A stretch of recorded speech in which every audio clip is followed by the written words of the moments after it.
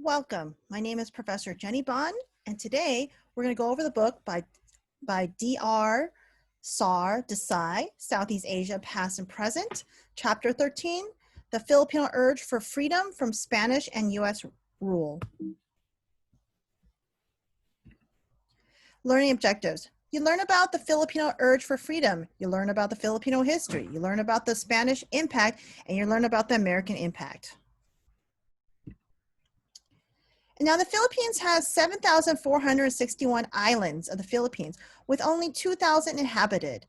Officially, it's called the Republic of the Philippines. The capital is Manila. And in 1543, it was named the archipelago Los Filipinos in honor of the Philip II of Spain. It was colonized for 300 years by Spain from 1565 to 1865. There was always revolts against the Spanish. The Filipinos always fought back. In fact, little known fact, fun fact, is the Philippines is the first Southeast Asian country to successfully gain independence. There are many, many, many revolts against the against the Spanish, who were very corrupt.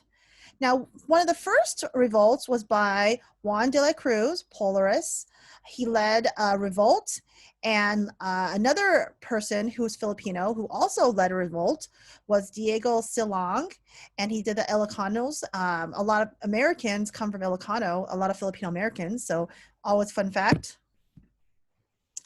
Earlier revolts against the Spanish, Filipinos fight back. If you look at the images, you can see that Filipinos always got together and fought back. The issue about identity in the Philippines is often written is that they have sort of a passive identity. And that the reason is that there's many, many islands, and you have more island regional identity. And so, in pushing all the Filipinos to fight back was a huge thing, because a lot of Filipinos, because they're from different islands, never really had even a national identity. So again, you see this fomenting of national identity. Now, changes in Spanish policy. When the Spanish came over, they actually they pushed for free trade, and this led to a rise in wealthy agricultural class of Filipinos called ilustrados. Now, remember that name, ilustrados, just because these Filipinos were the ones who later on pushed for independence or reform, right? And it kind of like fomented this national identity that really wasn't strong in the Philippines because, again, over 7,000 islands. These are famous ilustrados that you can look over that had massive impact on the social culture of Philippines. Some are part Chinese. Now, one person that I want to talk about in particular, the most important in Filipino history, one of the most important people in Filipino history, is Jose Rizal. Jose Rizal lights the torch to freedom. He is an ilustrado, he's a doctor, he's a poet, he's a novelist, he's a journalist, he's a linguist. Now, he grew up in a middle-class household with Catholic parents. He learned freedom from elsewhere and in his own area. So he aimed for Philippines to have reforms, not exactly revolution, because he thought that it wasn't ready yet, but he definitely wanted reforms. And he wrote a book, many books, and he called attention to Spanish injustice and how they mistreated Filipinos. So this one book, very, very famous, it's called Noli Me Tangere, Touch Me Not, by Jose Rizal, really describes the Spanish abuses and how they mistreat the Filipinos. So he asked for modest things such as freedom of the press, representation of Filipinos in the courts, and because of this modest asking, the Spanish actually deport him. They actually arrest him, and they actually ban his writings. All his writings are banned from the Philippines. So again, this is a very much a very violent revolt against him by the Spanish, and Jose Rizal is actually arrested and he's killed. And so this shocks the nation because this is a homegrown leader that's actually killed by the Spanish, right? And this ignites this national consciousness of Filipino identity.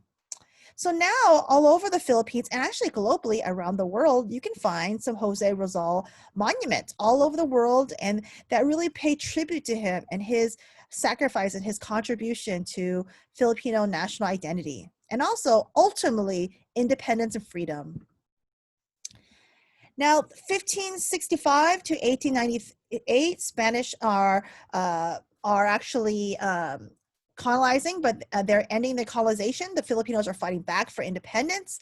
And then the U.S. comes in to, quote unquote, intervene, right? U.S. Commodore Dewey takes over, and we have the Philippine Revolution, and then the Spanish-American War. And of course, you probably have read this in your classes, if in the U.S., and the Spain has ceded its territory to the United States.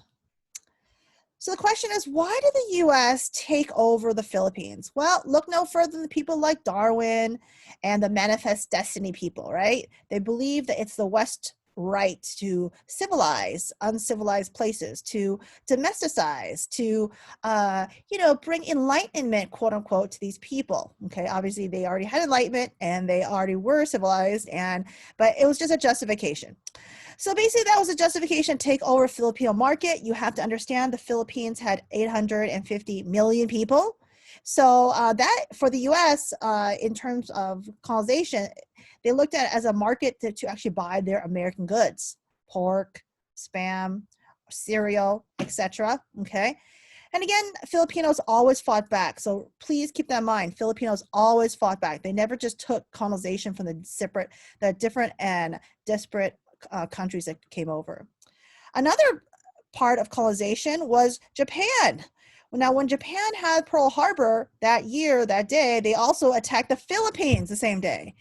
And so that they took over, the president at the time fled to the US, and then Japan put in kind of a puppet nation state with their own president. Of course, later on, they were completely fought against, lots of tragedy. I don't want to get involved too much, but please look up the Japanese occupation of the Philippines. Very devastating, took away thousands of women, girls, to make them comfort women, quote unquote, for Japanese soldiers around the world, along with Korean women and other Asian.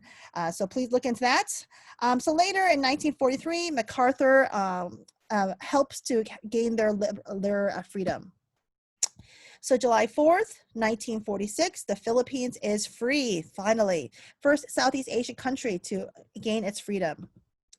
So I want to ask you, why was the U.S. and what was the impact of the U.S. and the social impact? Well, those huge impact, trade. They completely opened the Philippines to trade and buy U.S. goods, right? That's a big one. Investment. The U.S. now could buy land, can actually build buildings in the Philippines and own land, okay? So that was a total difference in terms of impact. Social impact. The U.S. builds schools and hospitals all over the Philippines, right?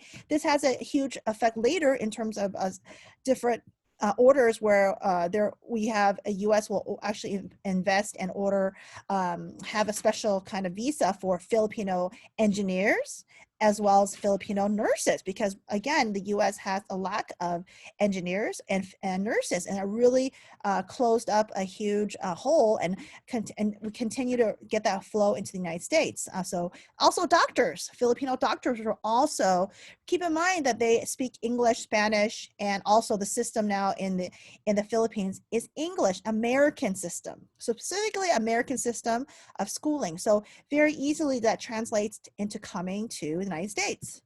All right, learning outcomes. So you learn about the history of the Philippines, you learn about the Filipino urge for freedom, and you learn about Spanish impact and the American impact. If you have any questions, feel free to email me if you have any questions.